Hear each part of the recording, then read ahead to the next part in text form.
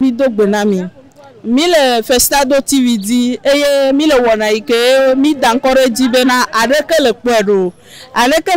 a ni monu popo ike Festado TV dare bene mia yi amogbo mia yi mia fofo mia dada mia yi amesia megbo ne mia ve bio nyakele didi na wa eye mi so na tanya deka danare eyi isi ayi alo tanya fofo so danare ye mi dina mia se amesia mebe ta mesusukudo enyakele edidi na wa egbebe tanya nyi be na enu le hoti le miabe duame deke mitele nani alo mitele no le miabe pomeme le nuobe ti hoho ome dulu fonamento leke mi le sami balene no non so mi frano ba podesi ja mate podesi wa sano ho sensa ja la te so podesi fi no so mi frano se meto nyanka ijaplo e bie won zu 850 alo 800 abatu sami mi le ho cha nyale ke mi le wero ta mi pogbo na mi village ne ma se go menywere a enu le se un to cha la hwe ame ahwe mente de fonamento ahwe de fun de vie won du ti ko te de sudo de vie ho de se sukulu a abo mu le suna yiwo nyo cha mu le sucho enu ko le kan de vie no pe do mo ko lavo nde pepe trop le do me kaka ami ke mi jena san ami won to su ko te ku be bi ja to viens ngore ka le tara ka 1500 le ke mi ja wero le ke mi lawo yo go via mi place 25 mi place 20 puis yo to 30 le ke mi ja wo enu ko kan na mi sa kan na mi te mi ko wo no mi ba isa mi ko na vida du na o via gaje no ka jini mi sa ka sa mi nya no ke mi le do mento mi vion le sukulu fe ke mi atua mi ko ga mi atu sukulu fe o de vi mo to de dopo de dopo la ka bi te ko ja ko via mi mate ko e de mi ko ga se tu fo ko ke mi ha cha mi le tu ko mi le po ga tu fo mi aso cha ngba po do lowo ma so ni wa ko mo le po do lowo ro la pe do no ko ri wa wo do bo a e ga ko so tu fe no cha o mo le de gato e ko ke mi to su mi amoro pa go mi ti mi avion de dopo ke mi te je ba bi te e de be ga mu lo nya na be happy nya te pe mo le ko ti agbe le sem na mi to nya moro a ni la ba ho sie na alo mi nya ho sie boro me fi anya ga nya mu ni bo enu gbe na mi kankan enu ba ko ti ele gbon ke mi adula ho me cha zogba ko san ya ye mi be kle na le amako wa le gbo emi acha bi be sa mi pona bi evo mi du na le ji mi pona mi vi oji le ke bliku mo le ko ti ya mo lu nde pepe zu ga banya ani mi po bi evo le fi ya emi so ba pona we mo gbo o ti ologa ko re croissant ji egbon be wo ko ti esukle ami nde pepe to zuga ndu de pepe to zuga banya le mi wo croissant mi basa mi gba le pon de ko gban be ele ko ti le e wo le ko ti kudu nde pepe sukle ami be nu le ko ti ela nde pepe ko do na mo so si puto ke le ko ti donc ena be mi to gba mi se mi gba le pon de pepe de vi ko lo pin na mi sukulu vi o tia ele ko ti to mu te le ple o wo du na mi cha su problème na o donc mi ti anu zo agba mi le seveve to kuku ye me ono po gbon na mi o yo na nya ba kole bana vie mu ni o yo na ba kole donc mi de kuku ono po gbon na mi bebe se wu mi aduku wu mi le duama mi le dua ya ntolo o ko fe ti tu zo agba mi mo ro ni ba mi ti gbon ta mi le ti sukulu pa ogo mo le mu ko gbon ni ke mi adugba afuju adi sa po bi baba dun ta mi de kuku ono po gbon na mi o mere ku nko ni Akpaji Monica enu le sese na mi nto le ndudu bogomo ami o ga telejo ila ya duma le gbegbe tami de kuku na be tato bono ponu ogbo na mi vire enu la si ho ale gbegbe be na plenu aye wo nsasacha o maga tem akpole rekelejo na be mi le fukpo ma ale gbegbe mi la ya hadu tami de kuku na be tato bana ono ponu agbo na sutu mi dudu ko nwa de kuku ebli hala si ho nde pepe la si ho ke mi la ya du sukpo le jome tami de kuku be ono po egbo na mi lo da be ho nya te won de lo akpena mi okay nya o yo na be fofo okay effectivement enu le hoti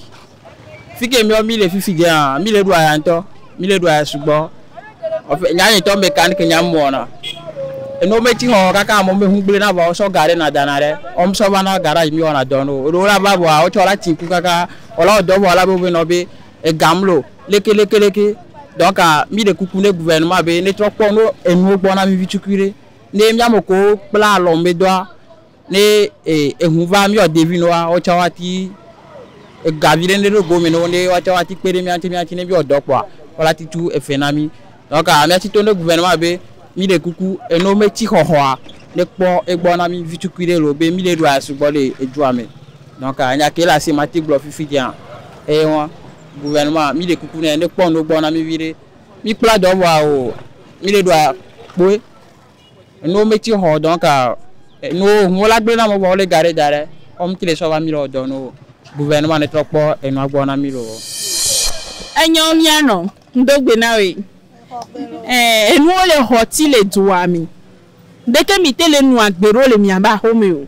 tutu gbɔ miayɔ miabe ŋkɔ na mi miade miaroko sɔfiɔ mi le miaɖo nyanti na mi. Yo ona be vito aveyon nikpo be nuwo xɔ asi fifi agbe ale ŋusẽ ne mi nyali hamesana voa ne mi yasi megasia game wo da ɖe sukli dzi eblitsi ndesia ɖe fifia ne va do amewo ɖo kponɔ enua menya le tɔtɔ ne mi o nɖeɖi te nya ŋuti le dua me sugbɔ ta mi ɖe kuku ne woatɔ akpɔ gbɔ ne miaɖiɖi nuwo ne mi viɖia mi ɖe kuku mi kpɔ be ena ka ɖe me na mi lo. Enyo fofo mi dogbe nɔ mbena ɖe ma biɔ nya ɖe lo mia keke mi nya be nuwo le xɔ ti le dua mi enu le xɔ ti aɖe ɖeke mi te le nu agbe le miaba home ro va kungbɔ la ɖo nya ŋti na mia o ma ɖe ɖe ko sɔfiɔ mia. Nkɔ etɔ yawo ne ma gblɔ aɖu mi wa enua le si ŋu nyanyawo nfɔ donc nuke miatsɔ miate kpɔla gblɔ ne yiwɔ be amegã ko le dua ta ne dze agba ne woakpɔ enu gbɔ bon wa de PHV ka kpɔtɔ parce que PHV le wu driver yina ye enu va le nenia donc ne wala te kpɔ PHV ga la ɖiɖi batɔ wa kuku wa dzia miatsɔ kpɔ wɔn be nu la nyo donc wakpɔ douane be côté tsã c'est-à-dire que enu le empêcher commerçant